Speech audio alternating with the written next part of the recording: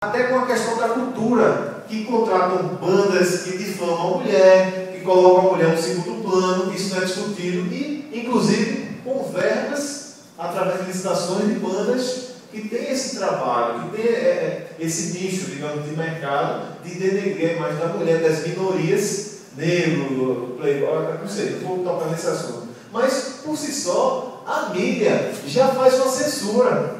Agora, essa censura é velada, não é aquela censura clara, como fazia os generais na época do AI-5, que a gente teve 5 presidentes, atos institucionais, né, que o último foi o 5, e nesses aí, a gente viu claramente o poder do Estado fazendo a triagem do que a gente vai ouvir, do que a gente vai escutar. Na verdade, com muita criatividade, o povo brasileiro, os artistas, por exemplo, Chico Buarque e Milton Nascimento cantou aquela música Cálice.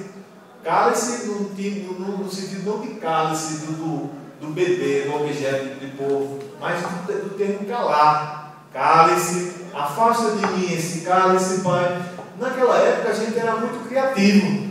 Hoje a gente perdeu a criatividade porque se banalizou um monte de coisa. Aí, Sandoval, voltando à minha ideia, hoje há uma censura velada, uma censura que não está expressa, que não está, ela está camuflada, porque as grandes mídias já mandam para a televisão que você vai, qual é a banda, às vezes tem um cenário, um artista novo feito você. A gente também teve lá em Santa Cruz de Caparibe, teve um artista lá, eu esqueci o nome dele, mas é muito bom, né, o trabalho dele. E a gente sabe que qualquer lugar da cidade de Pernambuco tem artista muito bom, só que se não dá oportunidade, tem bandas boas, tem gente que toca um alternativo, um músico, um jazz, um rock, um clássico, e não, né, essas grandes emissoras, e principalmente as rádios, não permitem